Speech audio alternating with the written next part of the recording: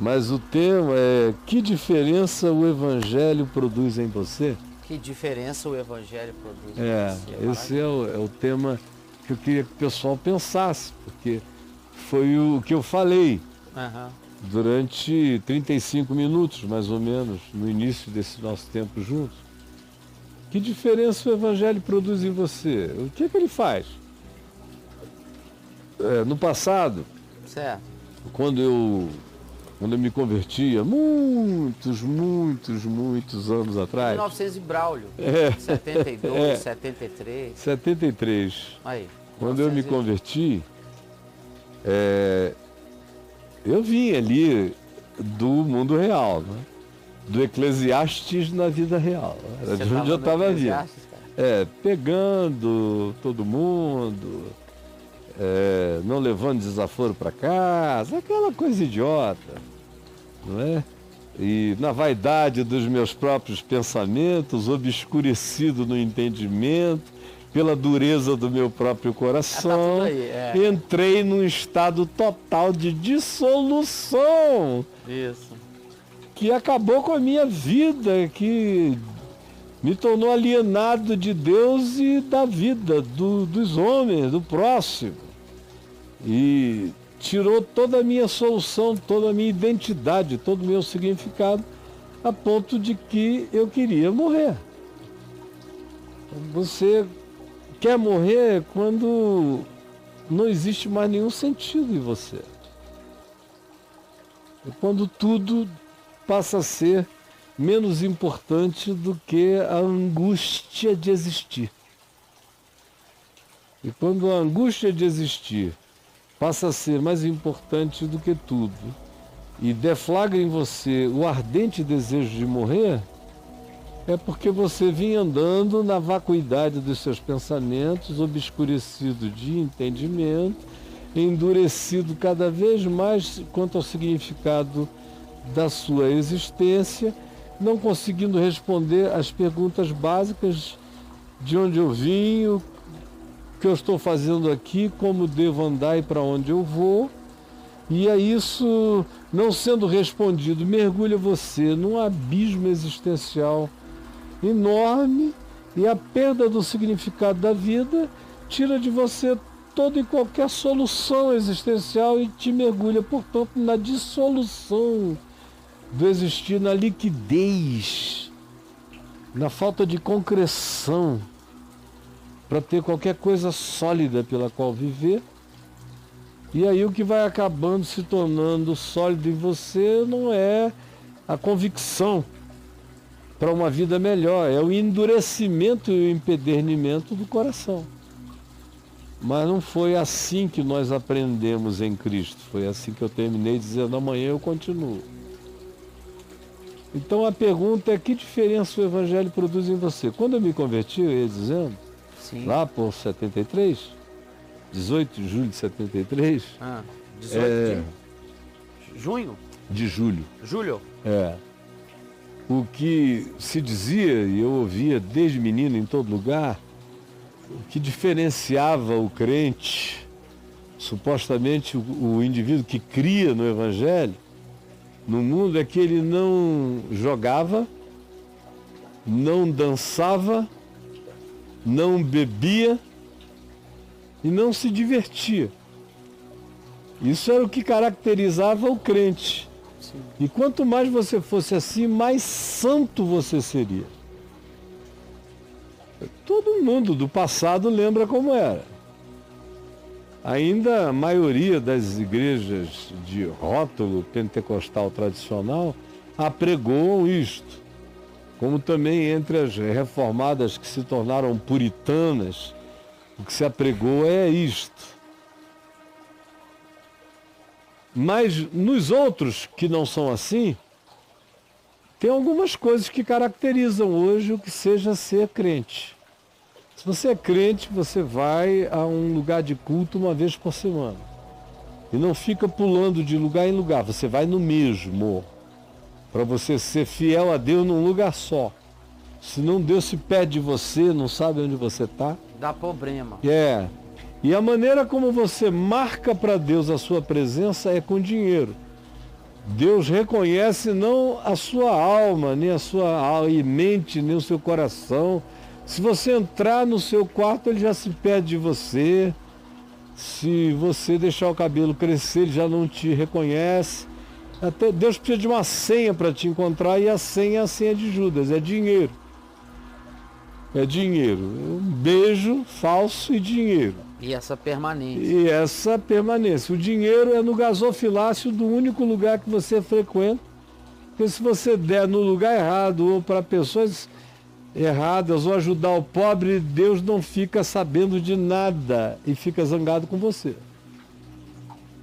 Então são as evidências de hoje. Você gosta de música de igreja, música religiosa. Você não dança porque Deus odeia dança. Você não joga nem baralho, nem paciência, porque senão Deus vem em cima de você. Tem gente que realmente não pode beber porque não pode beber. Esses não podem beber. Mas tem outros que não tem problema, sabem parar, tomam uma coisinha aqui e ali e param, não exageram, não caem, não se embriagam, não perdem a lucidez. Perder a lucidez e constantemente continuar assim apenas prova que você é uma pessoa que não pode fazer aquilo. Não é por causa do líquido, é por causa da sua falta de continência, da sua falta de autocontrole e da consequência, que é mergulhar você na perda da sua consciência e da sua lucidez. Isso é que é devastador. E colocar você em outras formas e expressões de práticas existenciais e comportamentais sobre as quais eu falo amanhã, por exemplo. Por exemplo. Né? Então, você tinha me perguntado, a gente está falando do tema de hoje. O que diferencia o que diferencia? Então, para a grande maioria das pessoas são externalidades. Antigamente era muito mais também a roupa. Você sabia quando uma pessoa era crente de igreja, de religião, de longe. Você era a pessoa mais feia do lugar. Se não nascesse privilegiada pela própria natureza, e ainda aí é assim, com uma postura, uma beleza, que até de burca você vê que é linda, e pelos desenhos você percebe a beleza. Se não fosse assim, cara, porque era proibido passar uma maquiagem, um batom, ficar bonitinha, era proibido malhar, era proibido ficar gostosinha, era proibido tudo. Tudo isso fazia você se tornar um instrumento do diabo, provocando o coração dos machos, dos homens, fazendo os homens entrarem em estado de lascívia e de concupiscência. Olha só. Por causa da sua beleza. Então, mulher santa era aquela mulher brejeira, feia, com vestidão, caneluda, você via aqueles pelos saindo lá embaixo. Meu Deus do céu. No auge da renovação espiritual do pentecostalismo que entrou nas igrejas chamadas reformadas, nos anos 60 e 70, tinha mulher que não fazia mais a barba. Buço. Não. Tirava o buço. Não, a barba das axilas. Ai, ai, ai. Ficava aquele barbão axilar extraordinário. Tipo, ela levantava o braço, parecia que tinha 2 Bin Laden. Assim. Dois Bin Laden. 2 Bin Laden, um de cada lado. Um Bin Laden em cada sovaco. Isso, um avião em cada torre. Isso. Um terrorista ao lado de cada torre, de cada mama. Então, que também não podia ser mamada, porque era pecado contra o Espírito Santo, mesmo pelo marido. Então, era um negócio horrível. Você achava o crente cafona, tipo, cara, pega, assim, a maior dificuldade para mim, a maior dificuldade quando eu me converti, foi conseguir ir para a igreja. Porque eu olhava e dizia, meu Deus, Jesus eu quero. No Evangelho eu creio, ele é maravilhoso. Seguir Jesus é o mais fascinante projeto de vida. Até aí, né? Até aí. A espiritualidade de Cristo eu quero aplicada a todas as dimensões da minha vida. Agora, esse mau gosto... É muito cafona. Essa falta de sensualidade santa, de beleza feminina do estilo livro de cantares na Bíblia, que dá o direito da formosura ao que é formoso, da beleza ao que é belo, tanto na mulher quanto no homem. Esse horror à beleza física é horror. Essa breguice, o homem andava com aquelas calças de tergal, camisa Novo Mundo. Novo Mundo. Volta ao mundo. Volta ao mundo. Volta ao mundo. Com aquelas gravatinhas que pregavam assim, já viviam prontas, e o cara enfiava aquilo ali, preco. De elástico. Elástico. Gravata de elástico. Isso é uma coisa horrorosa. Isso é brega, talo. E eu olhava para aquilo e o povo me julgando. Porque eu não me converti e não saí trocando o guarda-roupa, né? Eu só mudei de coração. Ô, Caio, você recém-chegado de Woodstock, É. viu uma parada daquela, fala, cara... Meu coração mudou assim, ó. Mas minhas roupas não, eu usava aqueles tamancos altos. Que você andava, fazia plac, plac, plac, plac. Era chamado tamanco Caetano.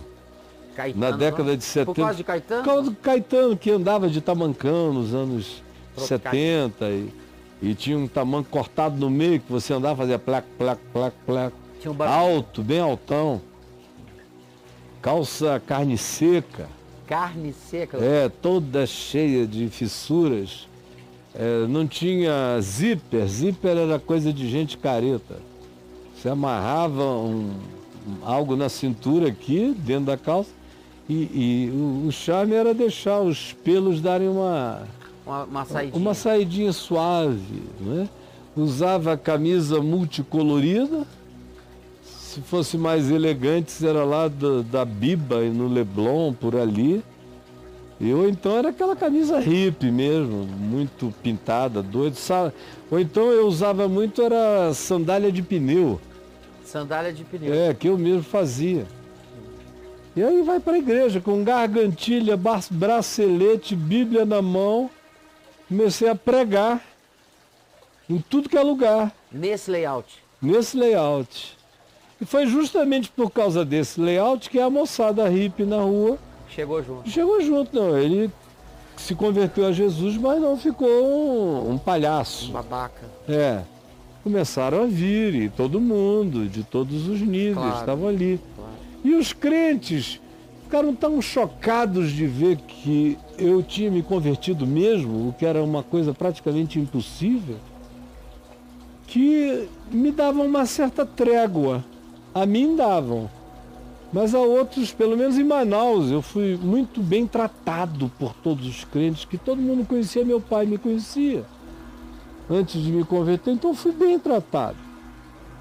Mas quando eu comecei a viajar por aí, e a pregar nas igrejas, ou ia pregar na praça e começava a chegar gente, os crentes começavam a vir, sempre tinha crente, para me perturbar, com o tamanho do meu cabelo, com a minha barba, dizer que Deus estava sobre mim, eu era ungido.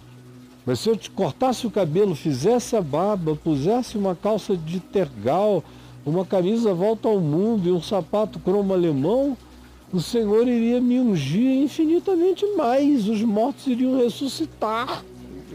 Você veja como tudo é do farisaísmo, é do lado de fora. Como diz Mateus 23, tem a ver com as franjas, com as roupas, com as modas anti-moda que você tem que vestir. Tem um certo tipo de cabelo, um certo tipo de caixinha, um certo tipo de barba, uma certa atitude, uma certa cara, umas certas expressões. Pelo amor de Deus, foi o que mais me deu trabalho. Foi chegar uma hora e dizer: Jesus, eu te amo tanto que eu vou aguentar esse negócio. Aí diminuí o cabelo.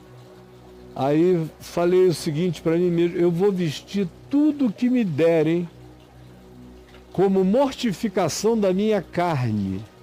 Você mandou essa? Mandei essa. Cara. Aí os crentes começaram a me dar aquelas roupas horrorosas e eu vesti. só para eu dizer para mim mesmo que a vaidade estava submetida e morta no meu coração. Era um ato de quebrantamento. Vestir o que você não gostava, sair do jeito que você não se sentia bem. E mesmo adorando a música que estava tocando, que você amava, que te comovia, fazer de conta que você não estava nem aí. E só gostar daquelas músicas cujo ritmo era horroroso, eram umas baladas esquisitas, com umas rimas que você já sabia quais seriam 3 casas antes. Era tudo igual. Uma lógica já. Montada. Jesus tinha que logo depois vir luz, tinha que logo depois vir cruz, tinha que logo depois... Um amor com dor. Coração, então era paixão. Aquilo tudo, já adivinhado, era um script só. Se qualquer criatividade era mal vista, a inteligência era entendida como carnalidade. Então, quantas vezes pessoas me disseram que meu problema é que eu era inteligente demais. Mas eu ouvi isso para todo lado. Eu quase, naquela angústia, pedi ao Senhor para ser burro. Mas eu não conseguia. Então o que eu fiz? Eu fiz alguma coisa. Eu parei de falar das coisas que passavam pela minha cabeça, que eram tão óbvias e provocantes. Por algum tempo, porque eu dizia, eles vão sempre entender que eu estou querendo chutar a bola para fora do estádio. E não é isso, eu só estou querendo que eles pensem e vejam o óbvio. Então, a maior dificuldade foi essa. Você segurou isso até quando, Caio? Até que ano? Assim? Eu fui largando devagar. Quantos anos você segurou essa onda aí? Há uns bons 15 anos. Eu estou com 46 anos de fé, indo para 47. Uns bons 15 anos eu fiquei assim, depois chegou uma hora que eu disse, não dá não. Não dá. Claro que eu não me abri totalmente para aquilo que dentro de mim era natural. Porque eu achei que eu tinha que ficar numa média ponderada. Nem tanto. Para não chocar demais aqueles caras que se assustavam com tudo. Até que devagar eu fui vendo que os que se assustavam com tudo eram justamente os fariseus, os casca grossa, os capitães do templo, os sumos sacerdotes, porque o povo mesmo tinha cada vez menos problema. E o chamado mundo, ou seja, o pessoal do lado de fora dessa agremiação, dessa seita, ou dessas muitas seitas religiosas, desses grupamentos de uniformização humana, o pessoal fora não estava nem aí. Quanto mais natural eu fosse, quanto mais a minha traição precisasse de uma senha, mais eles me ouviam. Mais natural eu era, mais humano. E então, depois de uns 15 anos, eu fui deixando para lá. Eu já iniciei os anos 90, final dos anos 80. Já largando isso? Já largando. Aí por 87 eu já estava começando a jogar fora tudo isso. E iniciei os anos 90 muito mais livre. E você foi muito atacado por isso nessa época? Não, porque eu pregava o evangelho em todos os meios e buracos e canais e mídias e modos possíveis. E todo mundo queria me ouvir de todos os modos e formas também possíveis, de modo que crente não aguenta. E naquele tempo não era como hoje, que tem muita gente conhecida falando de Jesus, certo ou errado, ou ensandecidamente, mas esse nome é repetido. Naquele tempo não tinha. Então eu era um ente meio solitário no meio do mundo, falando de Jesus e falando direito sobre Jesus.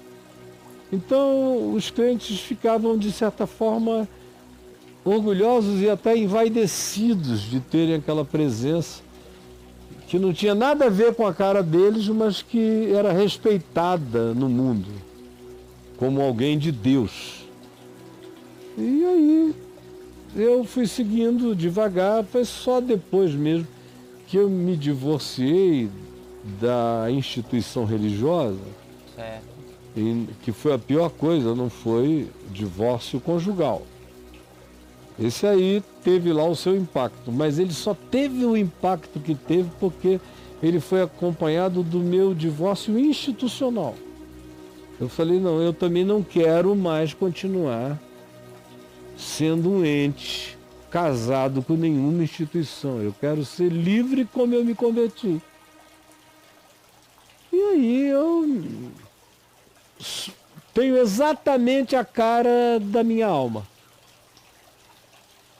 A minha alma, durante todos aqueles anos, teve a cara que eu tenho, eu só não podia mostrá-la. Hoje eu tenho, sem nenhuma restrição, exclusivamente a cara, os modos, as formas e as dimensões que habitam a minha alma, a minha consciência, meus gostos, meus significados, meus valores, da ética à estética, da dimensão espiritual mais profunda à manifestação visual mais simples. Eu estou aqui inteiro. Uma liberdade enorme. Então, não tem nada que eu não faça. E não tem nada que eu deixe de fazer se eu crer. Então é um ponto de grande conforto espiritual. Com certeza. Psicológico e de presença no mundo. Porque o que os outros dizem ou pensam, em favor ou contra, quem fala em favor não está me dando força, e quem fala contra não está me tirando energia. Então, não tem nada melhor do que viver nesse lugar espiritual e existencial. É isso que eu ia te perguntar. Você está vivendo, Caio, hoje o momento mais integral da sua vida nesse aspecto? Com absoluta certeza. Fora? Com absoluta certeza. Que você nunca viveu assim? Cara, não tem nada que eu diga, como eu queria botar isso aqui para dentro. Mas não vou. Não, você pode andar comigo, você vai me ver comer, beber, me alegrar espontaneamente na presença de Deus, dos anjos, dos homens e dos demônios. Totalmente alinhado, pacificado, libertado, liberado e feliz. E muito feliz, porque Deus não se relaciona com a tua persona, não é? Deus só se relaciona com a tua pessoa. Então, quanto mais o meu ser se deixar representar pelas expressões do meu existir, menos persona eu sou e mais pessoa me torno. E Deus quer se relacionar com a integralidade da minha pessoa. Onde entra a persona, a pessoa desenvolveu uma sombra. De modo que tanto mais quanto você manifeste a sua persona, tanto mais você vai perder e diluir a sua pessoa. De tal forma que tanto mais quanto eu seja, como eu digo no meu livro, um projeto de espiritualidade integral e em dezenas de outros livros, tanto mais quanto eu seja genuinamente humano, mais eu serei genuinamente espiritual. Tanto mais quanto eu seja profundamente humano, mais eu serei profundamente santo. Porque não existe nenhuma espiritualidade, segundo Jesus, segundo o Evangelho, divorciada e congruentemente conectada com a expressão das suas pessoalidades mais sinceras e verdadeiras.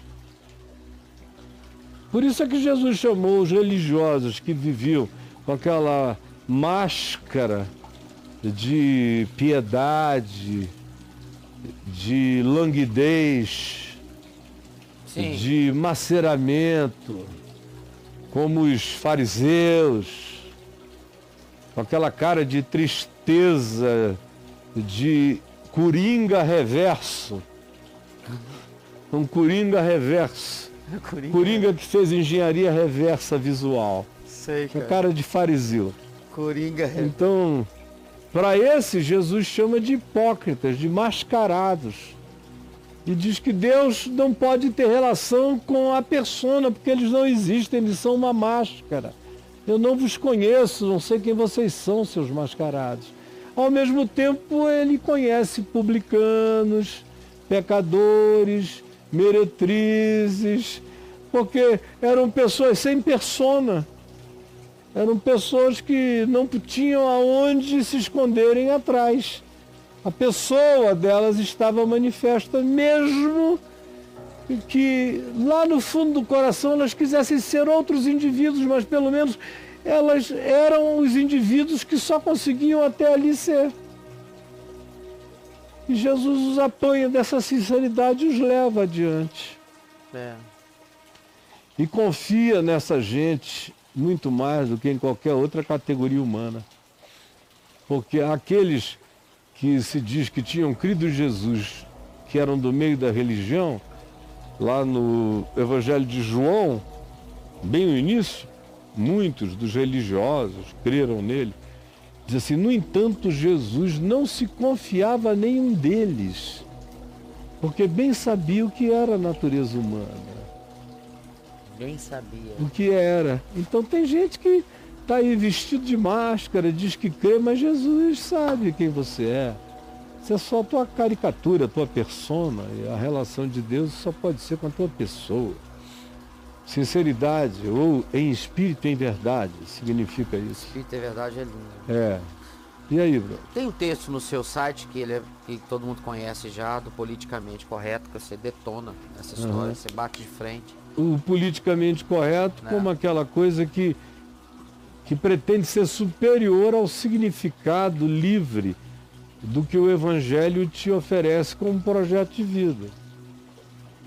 Então, tem dimensões do que se chama politicamente correto que são saudáveis, que é não ser um grosso, um idiota mal educado, um indivíduo torpe, de cuja boca procedem todas as violências, porque em nome de não ser politicamente correto, se instituiu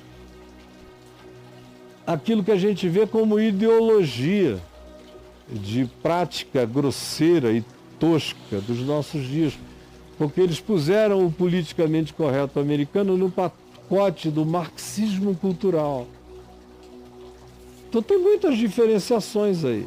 Tem uns 50 tons de cinza. Tem 50 tons de cinza. O politicamente correto, que a ideologia de extrema direita combate e chama de marxismo ideológico, é tipo a tolerância que existe no politicamente correto para com as diferenças de gênero. O politicamente correto admite que as pessoas sejam respeitadas pelas escolhas que elas façam. Então, se você diz isso, já dizem que você aderiu ao marxismo cultural. Mas não seria uma questão só de respeito e educação? Claro, mas o pacotão que está vigente, tanto na América como aqui com a gente... Como no Tupiniqueia? O pacotão que está vigente é esse.